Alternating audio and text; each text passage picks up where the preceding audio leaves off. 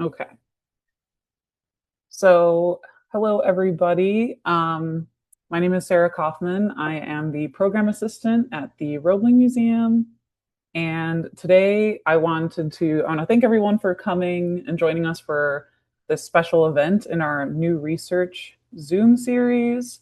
And today we are joined by two of our Rutgers undergraduate public history interns. They will be sharing their research projects that they have worked on over the course of this spring semester. To get started, I just want to give some context for the museum, the internship program, and then speak a little bit about how this program is going to run tonight. So I'm going to share my slides. And okay, so really quickly, the event and all of our previous events will be on YouTube. It's being recorded. So if you enjoyed this event tonight or you want to see previous events that we've had, you can do that by going to our YouTube page. If you just look up Roebling Museum on YouTube, it should come up. And our previous event was a very exciting one, full of lots of toilet humor. We did an event about the toilets that were in the row houses on 2nd and 3rd Avenue. But just really quickly, a little bit of context about the museum itself. Roebling Museum is located in northern Burlington County, New Jersey. In Roebling, New Jersey, the former site of the John A. Roebling Sons Company steel mill in Company Town. The John A. Roebling Sons Company manufactured wire rope for some of the most famous bridges in the United States. So this includes the Brooklyn Bridge, George Washington Bridge, and Golden Gate Bridge, and many others. The museum is not just one experience in one building, but we instead really think of ourselves as kind of four separate experiences. The first being the museum. So this is a photo of our entire site, and the museum is up in this left corner up here, which contains 6 galleries, and we screen an introductory film for guests, and then they are shown around the museum by a volunteer docent, many of whom have special connections to Roebling themselves. And each of the galleries tell the story of the Roebling family, what it was like to actually make steel, the bridges and other manufacturing that the company did, and most importantly, like who actually lived and worked in the company town. The second kind of experience that you'll have, and anyone who lives in Roebling or has driven and visited our site will know very well, is we have our historic mill yard. So that's taking up most of the screen. We have several former steel mill, steel making artifacts that are outside. And this photo is from before we actually had interpretive markers or signs that tell you what the equipment is that you're looking at. So you can wander out in our mill yard and learn about what it was like to make steel, what the process was from kind of start to finish. The next kind of section of the Roebling Museum experience is the company town. The company town is actually not in this photo, but it would be to the left. And 99% of the original structures of the company town, which was built in 1905 and opened for residents and work in 1906, 99% of that is still standing. Just one building was burned down. But the way that you can experience the company town at Roebling Museum is through our weekly company town walking tour. It's on Saturdays at 1 p.m. So if that's something that you've been looking forward to, now that the weather is hopefully starting to cooperate, you should definitely come by and give us a visit on a Saturday. And then the last thing is the Roebling Row House. This is something that's in progress. The museum purchased the house across the street at 101 2nd Avenue, and we are in the process of converting it into a late 1930s, early 1940s era row house museum so that visitors can really immerse themselves in what it was like to live in a company town. And we are going to be opening that experience in 2028. So a bit of how tonight's event is going to run. I'm first going to introduce the students and kind of provide some context for what they were working on while they were here at Roebling Museum. And then we're going to roll right into their presentations. And after both students talk, I will facilitate Q&A. So as the presentations are going, please feel free to either use the chat or the Q&A function to write questions throughout so that I can create a list of questions to ask our interns at the end of the presentation section. So a little bit about our interns, so they will talk about themselves during the presentation.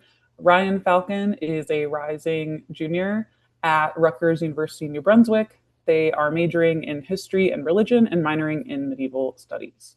Previously, Ryan interned at the New Jersey State Museum in Trenton, doing collections management, and they worked with fossils specifically.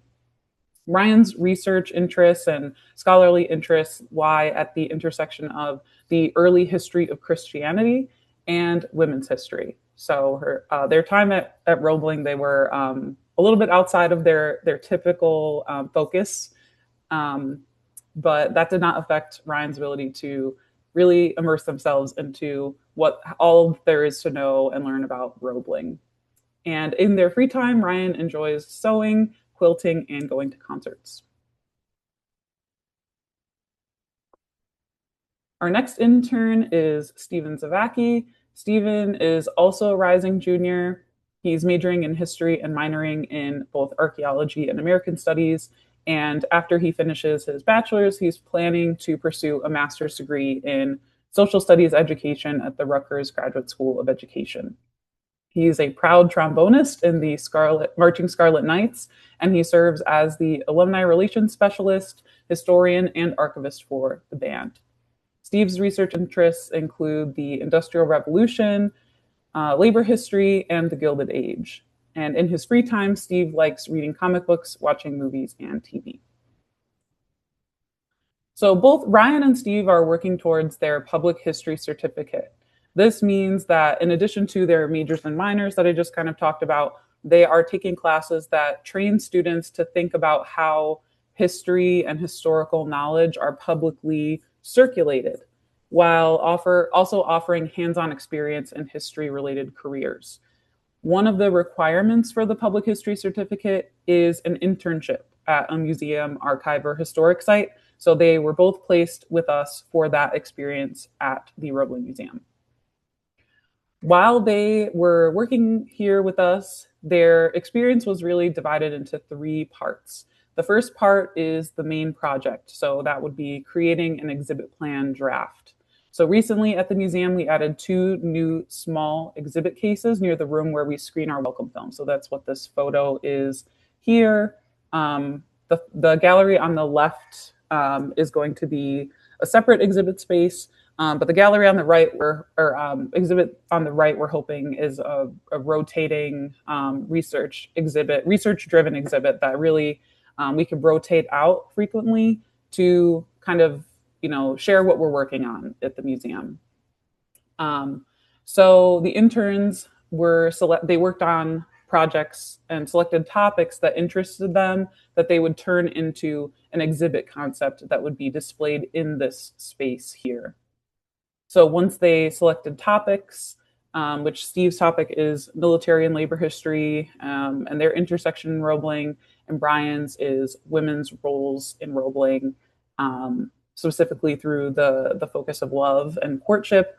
They narrowed their topics down further and started to conduct historical research. And then for the exhibit plan itself, they had to answer some questions. The template or just the first page of the template that they worked on completing is here, and they had to answer several questions by, picking which artifacts they were going to display. How were they going to talk about those artifacts? How do you decide the main goals of the exhibit? And most importantly, proposing a budget for it. And that's obviously not the most important part, but they will be presenting the research that they conducted for their exhibit plans for you today. The other things the students worked on included entering community donations of artifacts into our Past Perfect archival software. This software stores what we have in our collection so that it's easy for us to search and see if we have a particular item. and they really helped us to catch up on some backlog from an influx of recent donations. And then finally, we offer the students two main ways of engaging with the public. The first is this event, so being able to share their research and what they worked on, but also the opportunity to write a short piece for publication on our forthcoming blog on our website. So this is not published yet. Don't go looking for it. But the students both had to submit final reflection papers for the internship course that they're taking. And we really hope to publish these papers or a version of these papers so that our supporters can kind of read about what the interns were working on this page. And we hope to keep that going for future interns that we have. We actually have another intern from Villanova who is going to be with us for the summer. So you all have heard enough from me. And I'm now going to turn it over to our first presenter, Steve.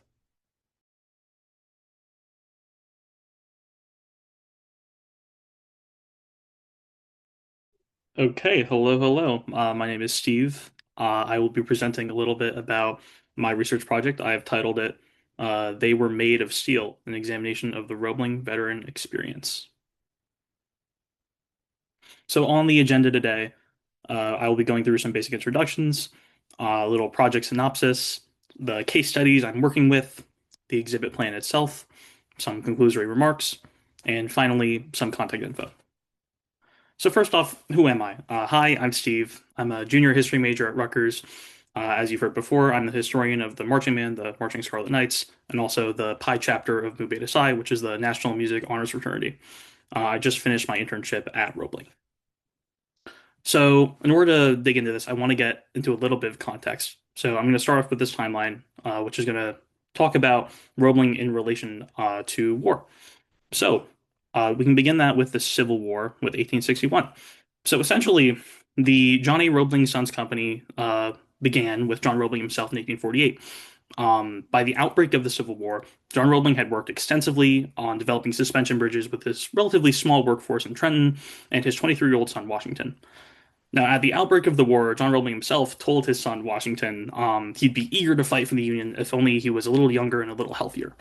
But once Fort Sumter was attacked, John got some even stronger feelings, and he decided to order his son Washington completely out of the house. And he said, "You're going to fight for the Union, and you're going to like it." So that is essentially what Washington did. He took the first train he could straight to New York with the intention of joining the Ninth New York State Regiment before they went to the front lines. He was sworn in that very night. 2 weeks later, he took the train alongside his fellow troops back past his home on the way down south. They fought in an artillery brigade at the Battle of the Monitor and the Merrimack, and then General Montgomery Meigs telegraphed John Roebling about making a blockade across the Potomac with wire ropes attached to buoyant logs. They contacted John Roebling because they knew he had a lot of expertise with wire rope. And at his suggestion, they actually recruited his son, Washington, to go up to the Capitol to write this book for the strategic benefit of the Union. And then Washington, from that point on, had gained a lot of credit. He was promoted to lieutenant in 1862, and he was assigned by General Meigs to build new suspension bridges to replace bridges destroyed by the Confederates, starting with Fredericksburg, Virginia. So, beginning in 1863, Lieutenant Roebling, serving under General Warren, who was the chief topographical engineer of the Army, he developed this strong partnership, and this partnership would last for basically the duration of the war, where they discussed engineering efforts. Um, Roebling helped Warren throughout the war, primarily in this sort of monumental moment at Gettysburg, with this turning point at Little Round Top. Um, as it turns out, Roebling was actually at Little Round Top, making himself totally indispensable in the defense of that position, and again, at this major turning point for the war. The bridge he built and later repaired over the Shenandoah after Harper's Ferry earned him significant acclaim across the Union. So again, the Roebling name is sort of getting out there. General Warren's sister, Emily, actually started a romance with Washington, and this would last for the rest of their lives. They got married after this, but this actually began during the Civil War at the Second Army Corps Officer Ball. And then Washington was commissioned as a major and an aide de camp at that point to Major Warren on May 26, 1864, which is actually his 27th birthday. And then come December, Washington is commissioned even further as a lieutenant colonel, And finally, in January of that year, he resigns after 3.5 years, having served all across the Civil War. Second Bull Run, South Mountain, Antietam, Chancellorsville, Gettysburg, the Wilderness, Spotsylvania, and Petersburg. So he was kind of just doing everything. He was known from that point on for the rest of his life as Colonel Roebling, or simply the Colonel, that reputation stuck with him well past his time in the military. So finally, January 18th of that year, Washington and Emily were officially married in her hometown at Cold Springs, New York. And then May of 1865, Washington returns to work with his father as an assistant engineer at the Cincinnati Bridge. Now, a short 5 years after this, he begins construction on Roebling's biggest project yet, which is, of course, the Brooklyn Bridge, next point in my timeline. So I have it listed as 1883 because that's when they finished construction, but that began all the way back in 1870. As you can imagine, it was a very long project. Now, the start of that project was actually sort of notorious for the death of John Roebling, very suddenly and very tragically. His foot was crushed by a boat, and from that point on, it developed tetanus. And he strongly believed in something called hydrotherapy, which was that he didn't want to take any sort of traditional forms of medicine. He believed that water could cure all, so he attempted that tactic, and it did not work out for him. The tetanus spread, and it killed him eventually. So all of a sudden, on the inaugural day of the project, Washington is left with a dead father and one of the largest construction projects in U.S. history. And somehow he actually pulls it off. Over the course of the next 13 years after that, he leads the project until its completion, and it earns national acclaim for the company, which he now leads. So I put this in this timeline in regards to war because this is the moment where Roebling really develops this very strong national reputation. And because of this national reputation, a couple of things happen. First off, they're able to develop the company town, which of course is monumental for Roebling's production. But beyond that, they're able to become a major site of war production when World War I begins, largely because they were trusted so much because of their success with the Brooklyn Bridge. So fast forwarding to World War I, we're going to begin with 1914 and the mysterious fires that took place in Trenton. There's one in January and one in November.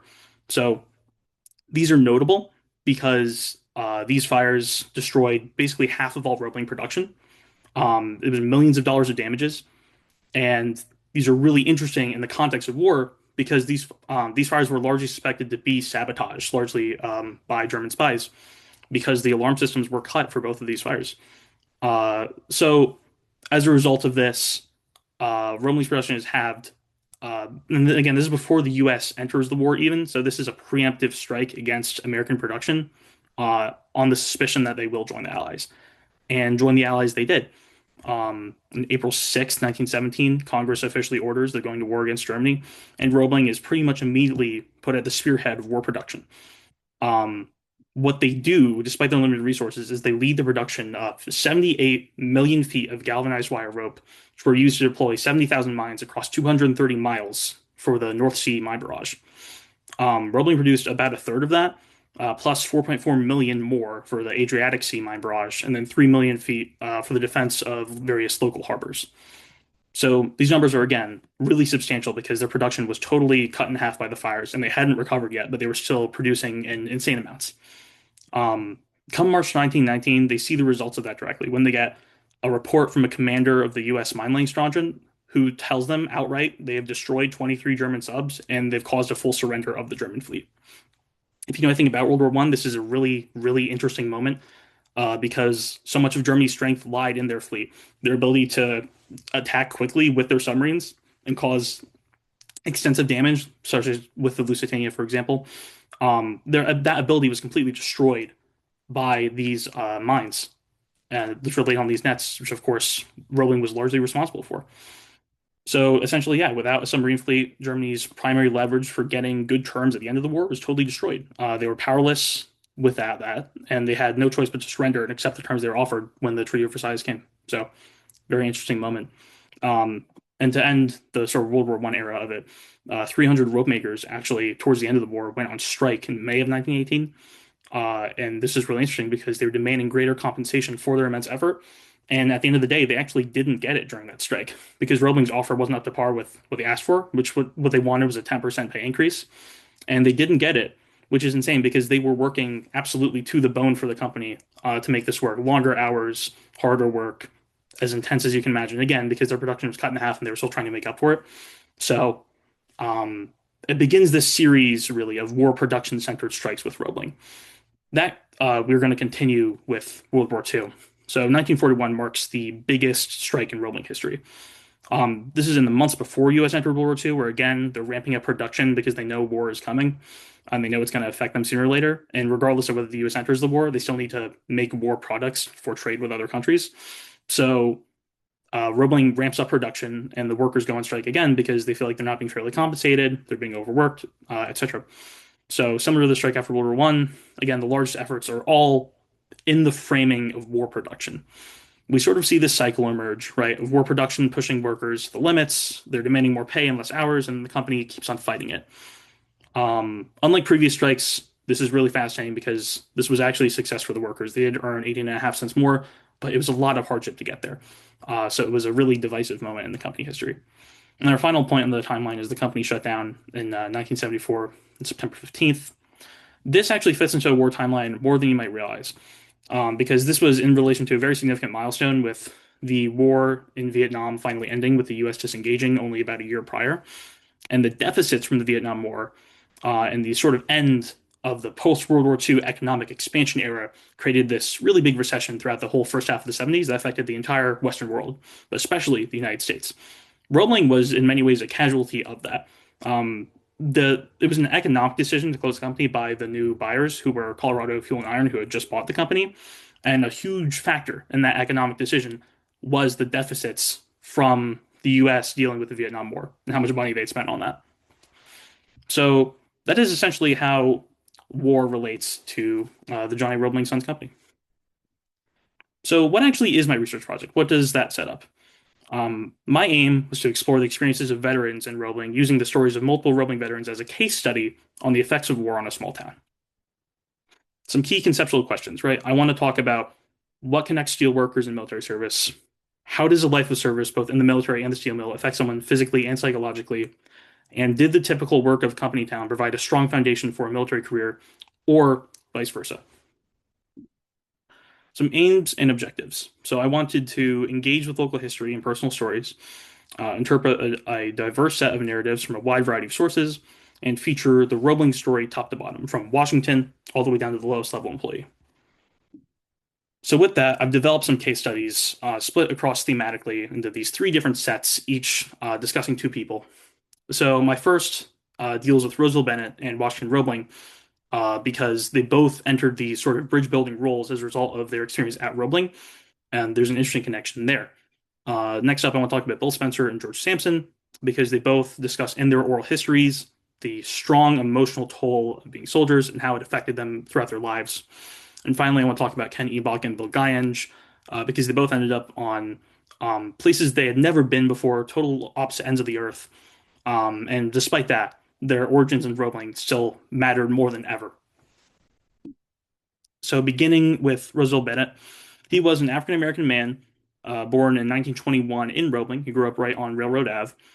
His parents were actually migrants from Georgia, and he worked at Roebling in metal production before the war. Now, he was a private. He went in with 4 years of college education, which is really exceptional for the time, and he enlisted as a single 21-year-old in the Army on July 18th, 1942. I'm talking about him today because he served in the 577th Battalion, which is actually a bridge building unit. And as far as we know, there were no other people of color in that unit. So it stands to reason he obtained this sort of exceptional role as a result, as a direct result of his experience in Roebling working at the company, which I think is very fascinating. He owned a house right on Bridge Street after the war, and he worked as a car washer, and then he was eventually buried in Greenwood Cemetery in Hamilton. That was 1972. So with that, you sort of see how largely because of the time period. In the aftermath of the war, he's not really given any special recognition, but we know now, looking at the historiography, that there's some really incredible accomplishments going on here with him, and that this is a really one-of-a-kind case. Now I'm going to connect that directly to Washington, who we talked about earlier, but again, he also served this very unique bridge building role due to his father's company, due to the Roebling influence, and with that, you can make the argument that Washington really established a lot of experimental roles in the military with building bridges. And as I have in the photo here, he actually was a part of this balloon reconnaissance unit, which is also one of a kind. But in a way, Washington paved the way for a lot of these more experimental roles in the military and this experimental technology to be used, which allowed things like the 577th Battalion to exist, because Washington had paved the way with his own experimental work with it. Dealing with the emotional tolls, I'm going to start talking about Bill Spencer. So he was actually a Rutgers grad with a Bachelor of Science in Management. Um, Rutgers recently celebrated this with the America 250. That's where this photo is from. But there was a large series of Rutgers students that were drafted and actually not just drafted, but chose to enlist in World War II. There were 1,700 undergrads, and a third of all alumni were serving in World War II, which I think is a really it puts it into perspective, just how patriotic the school had become, right? Um, so Bill Spencer serves in the Air Force for decades. He starts in World War II and he goes through the Korean War. And he was actually new to Roebling during the company shutdown. It was interesting. He wasn't a long time Roebling worker who then joined the military. He was in the military for years and then he ended up at Roebling after, and he was there right as the company was shutting down. And he talks about in this quote how he struggled to make friends constantly due to how emotionally closed off the service had made him. Essentially, being a pilot, he was so used to seeing people die so often that he had totally emotionally shut off. He was trying, him and all of the other pilots he was with were trying really hard to avoid getting too close to people for fear of losing them. This is sort of the way they had learned to live their lives over the course of decades. So I think it's interesting to talk about that transition from that to a more standard life in something like Rolling, right? Like a company town, and how to get over that emotional toll that weighed so heavily on his conscience for years. Speaking more about the emotional effects, I want to talk about George Sampson. He was a Korean War vet. He was drafted when he was only 21, and most of his service was post-conflict. But he felt that his time in Korea was a foundation for the rest of his life, despite the hardship he faced there. He talks a lot in his oral history, which I've drawn a quote from here, about how when he was 21, when he got drafted, he thought it was the worst thing that could ever happen to him. He was totally distraught. But in the end, looking back on it, he feels that it did serve as the foundation that he needed to build up the rest of his life in Roebling, where he eventually became the mayor of Florence and Roebling by extension. And he also felt that the confidence he built during his time in the service also helped him with his relationship and the rest of his life. So again, an interesting analysis of how those emotional ties affect the real world, right? And then talking about all the places that veterans end up going, I want to discuss Ken Ebach. He was hired by Roebling straight out of high school.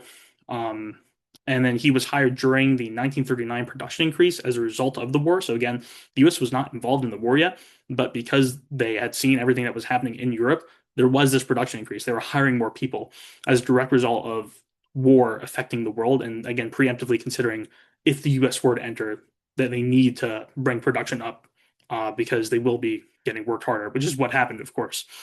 Kenny Bach served in the U.S. Army Infantry with the 10th MAP Division in Italy. This is very fascinating. If you look at the photos, you can see what I'm talking about when I say that it was a whole division of ski troops. They were mountain climbing between Rome and Florence and all the way up to the Swiss border to push the Germans back. And Kenny Bach himself was a combat soldier. He was a sergeant with a bronze combat medal. They were actively fighting in these super high altitude environments. And again, this is just someone who was from the company town. This was not like a highly trained ski professional. Um, it's really fascinating, I think, that a company town origin led him to that. And he returned to Roebling afterwards for a GI apprenticeship, which he pursued, and he remained all the way until the company shut down. Then Bill Guyenge also served in World War II. He was in Saipan in the harbors, and he was given special responsibility over submarine net laying because he was from Roebling, which was, of course, the company town where the submarine nets were being built. So he enlisted early. He was only 16 or 17, according to Paul Varga's oral history. And according further to that oral history, if you read the quote here, there was between 400 and 600 Roebling men who were enlisted in World War II. And of that number, many of them were teenagers who lied about their ages, like Bill Guyenge. And some of them were these kids who were literally working like high level jobs. Like in the case of Bill Guyenge, he had special leadership over submarine nets as essentially a child. Um, but all to do with that Roebling origin. Because he was from Roebling, he was given this special recognition. He was able to do more. I think it's very fascinating. Now, digging into the objects and sources, what will actually be presented in the exhibit if I pursue this, we will be having photographs as primary sources. We'll be having the photographs of the 10th Mountain Unit that I showed you earlier. A photo of Bill Guy with submarine nets taken from the Images of America book, uniforms from the American Legion, which is, of course, highly related to military history. The Roebling Oral History Collection has provided many quotes for us to use. We'll have more photos from Images of America, documents gathered from Ancestry.com, and quotes taken from the Roebling Legacy written by Clifford Zink. As far as secondary sources go, we're going to have a book analysis of Washington Roebling in the Civil War, which is currently sitting in our archives, more analysis from the Roebling Legacy by Clifford Zink, and then family trees and additional information gathered from Ancestry. So why does that matter? Essentially, this project is important for the new knowledge it brings to the public in regards to the experiences of Roebling veterans, how war and steelwork intersect, and how Roebling has been connected to a broader American story for centuries. Ultimately, I hope that this exhibit will generate interest in the stories of underrepresented and unrecognized individuals for the years of work they put in to uplift their communities and serve their country. So, with that in mind, here's my email. If you're interested, feel free to contact me with anything, but I will, of course, be more than happy to answer more questions at the end of this. So, that's my presentation. Thank you so much.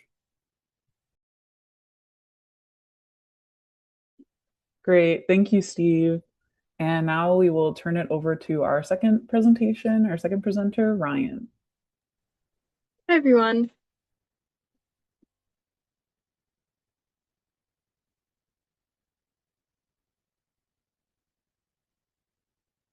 Hi. So my name is Ryan Falkin, and this is my research project on love and Roebling and romantic social history. So just a little bit about what's ahead. I'm going to discuss my time at Roebling, basically how I got into my research, a deep dive into my project itself, and then finally a reflection on my time here. So a little bit about me. Sarah covered pretty much the gist, but I am a rising junior student at Rutgers, history and religion double major. And on top of my background in museum work at the New Jersey State Museum, I also have a background in women's history research, collaborating with the East Jersey Old Town Village this last semester, which is a village history museum in Piscataway, New Jersey, on the topic of Miss Mary Griffith, a very fascinating New Brunswick woman. So the research progression of my project. When I first came to Roebling, I was interested broadly in women's history in the workplace and the associated factory town. I then transitioned into focusing on that latter point, primarily women in the factory town, to propose a project on women as community builders and facilitators of historical preservation. This was inspired by an upcoming exhibit about the museum's founding, spearheaded by my advisor, Sarah, when I saw how much of the materials produced during the museum's founding, and even just broader Roebling history that survives, was produced, recorded, maintained, preserved by women whose historical domestic roles in Roebling had often enabled this preservation. They were the ones putting stuff in the attic. They were the ones writing stuff down. And I eventually came to my final research topic, love in Roebling. With this as my focus, I could continue to explore women's history in Roebling while also including numerous intersecting factors and topics like religion, immigration, 1950s culture, and a whole bunch of other things that allowed me to take a more social and sociological perspective that felt fresh to me as I was going to explore a less easily defined or outlined, more emotional topic instead of something with a clearer historical record. So, love and Roebling, a romantic social history. This picture is one of Miss Anne Tusillo from Roebling. So I modeled this project after the three key questions that I wanted to explore and encourage audiences to think about after engaging with this research. These are what are the places love and courtship in a company town? What's outside factors influence the development of relationships in Roebling? And what is the role of women in a company town? These questions of mine, I really wanted to pick at the idea of this company town ecosystem, as Roebling was a somewhat closed off, self-sufficient and self-sustaining community. I wanted to think about the ways that different influences and people contributed and served as pillars of this community, whether or not they're usually remembered for having done so, like many of the women that I talk about. So as my research really started to take form, I began to dive into this large topic of love in a company town with three clear subcategories. The first of these is youth, culture, and company courtship, where I explore this pre-relationship stage with dating and courtship, and explore a lot of these outside influences like religion and Roebling's Eastern European immigrant community's old world cultural values that control the development of these spreading relationships. Then I transitioned onto married life, rituals, and religion, which also explores these religious influences, but focuses more so on the wedding day itself and the components associated. And finally, Mothers, Wives, and Workers in a Company Town explores life after marriage. And while this whole project focuses primarily on women's experiences of love and women's experiences of courtship, this segment has the heaviest women's history focus, as I really tried to pick apart the various ways in which women were affected by their statuses in town as mothers, wives, and workers. And as you can see, I organized this in a somewhat chronological fashion from start to relationship to its full manifestation. So this is the first of the documents that I picked out for this presentation, and it is How I Spend the Time in Roebling, a company postcard that was stamped August 5th, 1915. So this postcard is just one of many produced by the John A. Roebling Sons companies for workers to purchase and use. They were usually placed in the company general store in town. And as advertising materials, they usually featured attractive aspects of the newly constructed town in hopes of attracting new workers, things like the general store or the row homes. But this postcard notably doesn't do that. Instead, it features a young couple and suggestive text proclaiming to be the things one does to spend the time in Roebling. And you can feel free to read through this at your leisure, but I know the text is somewhat faint, so I did want to highlight some of the most standout lines to me. On the left, you can see lots of pretty girls. Yum, this life is great. We sit close to keep warm. Hugging is right in style. This is my regular diet, just a little appetizer. Gee, this is a hot town. Then, on the other side, some notable excerpts include, I am the main squeeze. I am ready for you. I get that funny feeling held snug and tight. It's naughty, but it's nice. Some style to this life. Everybody's doing it. With this in mind, it becomes clear that the product on display in this advertisement isn't attractive homes or a convenient store, but love and companionship, specifically the love and companionship of Roebling's young women, which was being capitalized upon by the John A. Roebling Sons Company to attract young, capable male workers to the Roebling factory in town. And this artifact is really fascinating and demonstrates the role of love in a company town from the perspective of the company itself, as it remains interested primarily in workforce growth and town growth. So the next of my documents, I have a video of me actually flipping through it so you can see, and it was donated by one of our very own volunteers, Diane, so thank you very much. This is an Our Wedding commemorative book that belonged to and was handwritten by Shirley Ann Kundrat from her 1958 wedding. In the 1950s, commemorative wedding books such as this were a common gift associated with the pre-wedding planning process, and this specific artifact belonged to and was completed by Miss Shirley Ann Kundrat, a young nursing student from Florence Township, to celebrate her marriage to Michael J. Plathkin on September 12, 1958 at the Roebling American Legion Hall. Shirley's handwritten notes record various details of the day, including her pre-wedding jitters, contributions and well wishes from their family members, and their wedding gifts. And this is a really beautiful, emotional first-person account, and it serves as this really invaluable, intimate glimpse into a specific woman's experience of her 1950s Roebling community wedding. And when describing the actual day she got married, Shirley writes that when things finally calmed down, the next thing I knew, I was looking into Mickey's eyes and the ceremony began. Like, this book is full with very beautiful emotional lines such as that. And this really taps into the emotional heart of the whole affair outside of the traditions and the ritual and other comparatively extraneous details from the love between this couple. In some ways, I found this book to be a good connection to my earlier stage of research about women's role in historical preservation, as obviously Ms. Kundrat is recording this ritual not only insofar as the actual day-to-day, moment-to-moment details, but taking the time and effort to record this valuable emotional impact for posterity. And these are just some still images. So this is one of many women's half-body aprons from the mid-20th century that we have in our museum collection. So after marriage, many Roebling women committed themselves to the private sphere by becoming mothers and homemakers.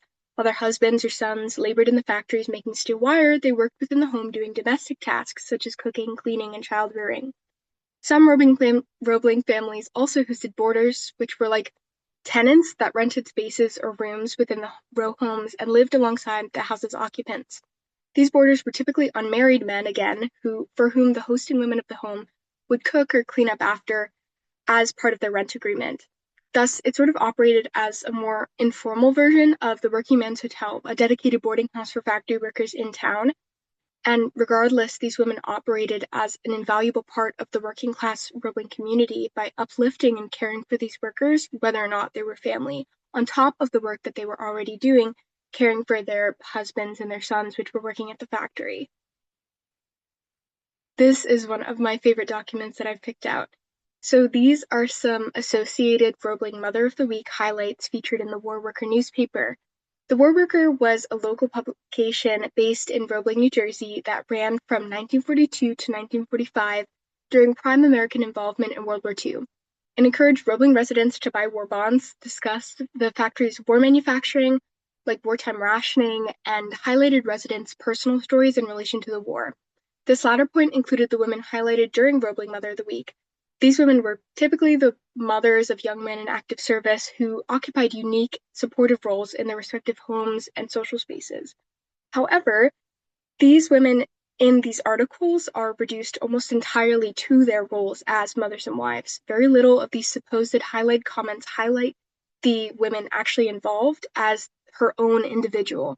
It says very little of her work and everyday life, and nothing, pretty much, of her interests, goals, or hobbies, despite many of these other community highlight columns in the very same magazine doing as much for their male subjects. Instead, the column often looks to her sons and even her husbands in greater detail. Oftentimes, the women are even quoted very sparingly, sometimes, if at all, in lieu of using words from her husband. Overall, this is not a profile of a woman, it's an overview of what she does and the men she does it for.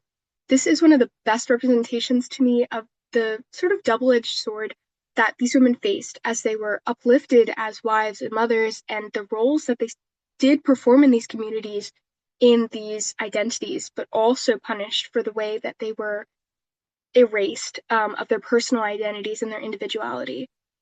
Regardless, the emotional tone of these column sections helped to sell war bonds and encourage further enlistment as writers tapped into the tight-knit family-like community at Roebling, who saw their own mothers and families in these women. Excerpts from the one on the left, Miss Houseworth, include, "I feel confident that the tremendous will to win spirit shown everywhere throughout our nation will bring us to complete victory." And "I'm glad to hear that the Roebling War Bond drive, now underway, is proving successful. I know Roebling employees will back this campaign 100%. Which sounds a little less like a woman's personal opinion on the Roebling War Bond drive and more like a almost planned statement. Aside from their immediate wartime context, these women also demonstrate the centralized role of married mothers and the broader united family as the bedrock on which the town of Roebling was operating. And the final document that I wanted to highlight for you guys was this mortgage document of a Roebling row home owned by an unmarried woman from 1947. And while I talk a lot about women serving as wives and mothers, I wanted to highlight this specific document as a counterpoint to this sort of possible implied narrative that these were the only roles that women were occupying in Roebling in the 40s and 50s. That was absolutely not the case. In the specific document in 1947, Margaret Fascus was an unmarried woman looking to purchase a row home on 2nd Avenue in Roebling. And though marriage and the cultivation of this quintessential 1950s nuclear family were major aspects of local Roebling life and culture, they were not all-encompassing, and some individuals were able to avoid their influence, if sometimes only for a time. This is especially significant because the idea of a woman being the head of a household and the chief name on a property deed was really quite remarkable for the late 1940s when this deed was signed. One really only needs to think about the fact that women during this period lacked complete financial autonomy and were regularly dismissed for things like credit cards or loans and independent leases to really see that. And to this point, I've also included a selection from Alice May Agostinelli's 2007 oral history to discuss this idea a little bit further. In the late 1940s, Alice was a woman from Florence who was working at Roebling in the screen shop factory. And she says that when the boys started to come home from World War II service, a lot of women got married then. And in those days, you went back to the kitchen.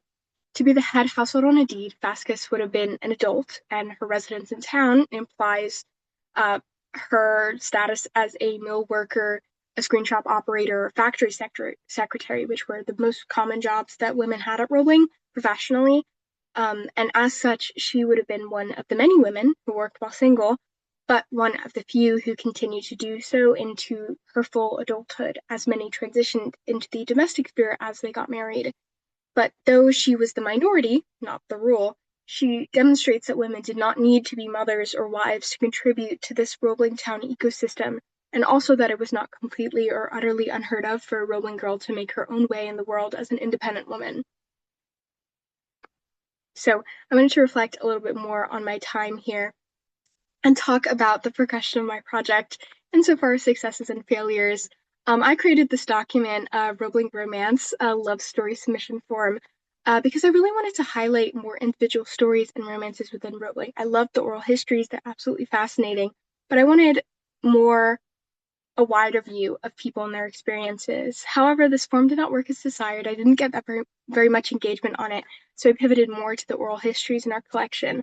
Though it is still pinned on our Facebook, if you or a family member have a Roebling love story that you would like to share, I would absolutely love to see it and feature it in this exhibit. So one of the many successes that I did have in this project were these assorted newspaper clippings on the establishment of Holy Assumption Church's Teenage Ethics Code. I found these while sort of blindly searching through the Holy Assumption PTA records, and I had not come upon mention of a teenage ethics code in my research previously, so this was a really interesting new layer and a fascinating discovery for me personally. So Roebling was home to two major community-founded churches, St. Nicholas Byzantine Catholic Church and Holy Assumption Roman Catholic Church, and both of these served as major centers of town life and local affairs, broadly speaking. But the latter of these two spaces, Holy Assumption, mobilized its high standing in Roebling to establish this ethics code for local teens based on church teachings and also just sort of contemporary local standards of good behavior. This code aimed to advise parents on how to raise their children by setting standards of control for underage drinking, for modesty of dress, diversion, which was like the way that teens were spending their free time, and decorum in dating. And this was a big issue for them. They talked about it a lot. When it came to dating, Holy Assumption Church leaders and PTA members had very specific guidelines. This included things like prohibiting dating in their elementary / grade school and advising against the common 1950 social trend of steady dating or going steady, which was a more high commitment, very monogamous style believed by many parents and priests to encourage inappropriate behavior and premature intimacy amongst teens. And instead, they encouraged group dating or dating a bunch of people at once before settling down with one in particular, which was more popular in the pre-war period, 1930s, when probably a lot of these people were getting involved romantically. And this really interesting generational clash in dating standards and sort of romantic practices was something that I found very fascinating and was very happy to discover. So finally, to wrap up my presentation, I'd like to talk a little bit about where I imagine this research going next. First and foremost, I'd love to see an expanded interest in women's history in Roebling. In recent years, the museum has focused on expanding its coverage of the histories of women workers and women's history in Roebling broadly, and this project is just one part of that valuable, essential forward momentum. But I do love to see it going further even beyond that. And to this point, I wanted to come back to what I said earlier about this company town ecosystem. I would love to see this research promote an increased acknowledgement and appreciation for many women in Roebling's contributions as domestic workers, alongside the celebration of their male counterparts' contributions as workers in the factory. Women at home, as wives and mothers, even sisters and daughters, were performing domestic labor as support systems and builders of community. In church, in immigrant cultural communities, as sounding boards for worker discontent during the strikes, that was all invaluable to the town's functioning and success. That, of course, alongside all of the work that they were already doing as actual physical laborers in the factory, especially during World War II when so many male workers were away. Finally, from a historical personal perspective, I would appreciate an acknowledgement of the validity of studying these more emotional, difficult to pin down social structures and concepts like love and these interpersonal relationships as the center of historical research. I think these are fascinating as so much of what makes up history is this emotional interpersonal heart. and it doesn't necessarily have to be dates and timelines ad nauseum, though these things are, of course, what make up the backbone of so much of historical research. So I'm deeply enjoyed my time working here at Roebling, and incredibly grateful for the help of our staff and volunteers in making this research possible, and very grateful to you for listening to my presentation.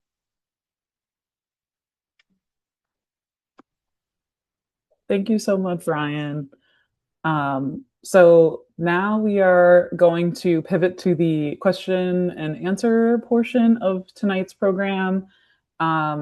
We have just one question in the chat right now, but I wanted to, oh, now we have a second, but I wanted to get us started with just one question for each of our interns. The first question is for Steve. Take us through how you got to your final topic, and kind of, how did your thinking evolve over the time that you were an intern? And then Ryan, could you talk about the most kind of compelling artifact to you that you selected for inclusion in your exhibit, and why that stands out to you? So my interest in the topic I ended up pursuing began when I got to the museum and I started considering, based on the exhibits that are already there, the global influences of Roebling. For example, we have like a map that displays the various bridges around the world that result of Roebling, and I was thinking to myself, what are sort of the broader global implications of Roebling? Beyond that, I immediately saw some pieces of wartime illustrations and various items like that started me on thinking about how global influences might connect to war. And then my final little tidbit that made it come together was looking into the labor history of war, and then realizing that relationship between war production and labor history, and how incredibly related that is. So, with those topics in mind, I began looking through the oral histories, and I found tons of accounts of veterans that really highlighted the historical reality of it more than anything I'd read thus far. And so, those oral histories became the backbone of my research.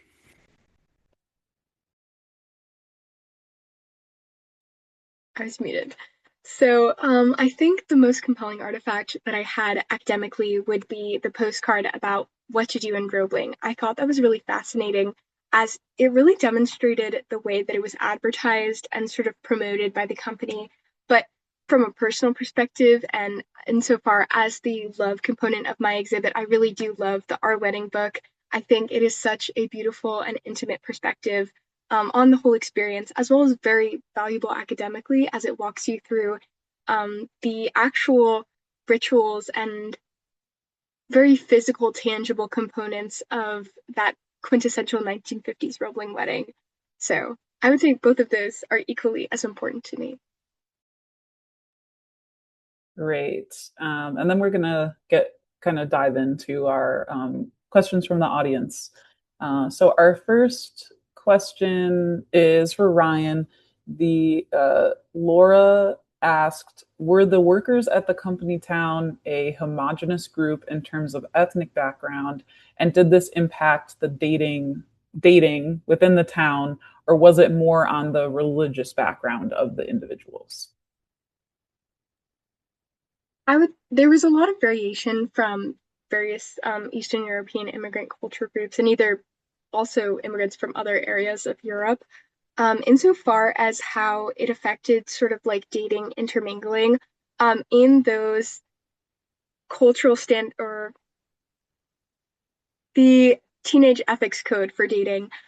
They talk sort of vaguely about wanting to date within the church and advising that students and parishioners sort of date amongst themselves. So I would say that there was maybe more of a religious focus, but from a personal perspective between families, many of them were dating amongst their cultural groups and cultural enclaves, as these were many of the places that these teens were intermingling amongst each other in these sort of cultural communities and their events. Great. The next question is for Steve. Were there, in your research on the 577th Engineer Battalion, were there other Roebling factory workers who served in that battalion, or was he the only one that you were able to find connected to Roebling? So, to my knowledge, Roosevelt Bennett was the only one connected to that from Roebling, but I will admit there are very, very limited sources surrounding the 577th from World War II as an era. We have more about the battalion from later, that really informs our idea that it was a bridge building unit, but we just have limited resources. Most of my resources regarding Roosevelt Bennett were from Ancestry.com, a lot of personal documents that highlighted his journey through military. For example, the fact that he began as a standard soldier and then he progressed through to the 577th, to this bridge building unit. So we know details like that, but the specifics of the battalion are almost a little bit lost to history unless we can find some really like breakthrough resources, which is possible, definitely. But to our knowledge, she's the only person we know about thus far, but that's not definitive. Thanks, Steve. Definitely, the story of the Bennett family is very compelling and something that we definitely want to dive into more. We have time for probably two more questions, and I have one to. It's actually for both of you.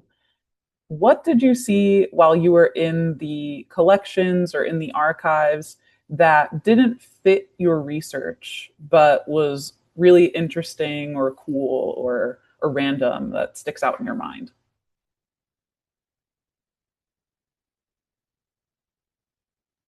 I have a good answer for this. Um, it's technically included in my exhibit proposal, even though it doesn't super duper fit. I found in the Roebling magazine this article about Miss Mio, who was one of many French war wives coming out of World War II, and it highlights her existence sort of as this woman who didn't really speak a lot of English and who came over to Roebling very blindly and then completely assimilated, seemingly from the article, into this quintessential 1950s American life that I found really, really fascinating. It doesn't have very much to say about love or courtship in Roebling, but it does have a lot to say about immigrant assimilation in Roebling and how that sort of interplay worked as Roebling also sort of stood as this very American area and very, lift yourself up by the bootstraps sort of immigrant assimilation um, sentiment that was prominent amongst a lot of the immigrant workers. And also among the Mio article, she mentions another French war wife who was living at the same time. And also, from my own personal research, there was another French war wife who came over, not initially not speaking very much English. And it is a very interesting phenomena to have these three women who all didn't speak very much English, were all these French war wife immigrants who had come over and sometimes didn't even intermingle with each other, but made their own individual efforts at assimilation. And I thought that was just a very interesting micro history within Roebling that I hadn't seen anywhere else. And was very surprised to find. Perfect. Steve? On a very light note, I remember finding, as I was sorting through Past Perfect, the worker ID badge belonging to the dog. And I thought that was really special. I forget what his name was, but Brownie. Yeah. Brownie, yes. Brownie, yeah. Brownie he's a special little like microhistory to me. Not related at all to anything I'm studying, but I thought, what a cool little guy. Like I'm glad that he got to have his own ID badge and he got to be so special. I think good for him. And now he is immortalized on the Roebling Walk of the Heritage Trail on the Delaware River and in the Smithsonian exhibit. I also thought about saying Brownie. I really liked I really like that dog ID. Well, it is 7:32, but I wanted to wrap up with one final question for our interns. What was the most valuable thing that you feel like you can take away from this internship and take into your the rest of your education, and particularly as you wrap up the public history certificate? For me, I've learned so much about how local history really functions, which I had never really even considered before. But working at this site that where the museum is so valuable to the local community, I think it's just such a special experience, and I think it highlights so much about how much history can function on a local level to have people actually stay informed and be aware of their environment and be connected to their environment. I think Roebling is a very special town for that reason. Like, it's such a unique connection to the actual history of the town that I feel is just uncommon. You just don't get this everywhere. So I think it's a very, very interesting place, a very special site, and I'm very grateful to have worked here. I also have a very similar answer. I think this internship was very fascinating insofar as actually being behind the scenes, not only in the sort of practical research aspect, but in actually, interacting with the people that bring in these artifacts and are so interested in these histories being preserved and engaging with them. And I think that was, when you do historical research, a lot of the time you just see the after product of these artifacts and them being put up on this big document, but you don't actually see the people that they come from and the desire that a lot of them have to actually see these things engaged with and featured to a broader audience. And I think that sort of tone was something that I really valued working here. I thought it was really amazing. Thank you both so much for your hard work and your dedication and your curiosity. We will definitely miss you at the museum, but hope you please come back for check in and volunteer maybe. I don't know, but thank you guys so much, and I hope that everyone watching at home enjoyed their hard work and the fruits of their labor. Um, Before we wrap up, I want to highlight next month's Zoom event. We are moving on to our next expert roundtable. However, the expert remains the same. It is still Pierre Lacombe, board member and geologist for us. But this time, instead of talking about bricks and leaves, he's going to be talking about Washington Roebling's mineral collection. So if you're interested in that, or if you know any people who really like rocks in your life, you definitely should send them the link to register for the next Zoom. But I'll be sending that out to everyone who registered to attend today, along with the link to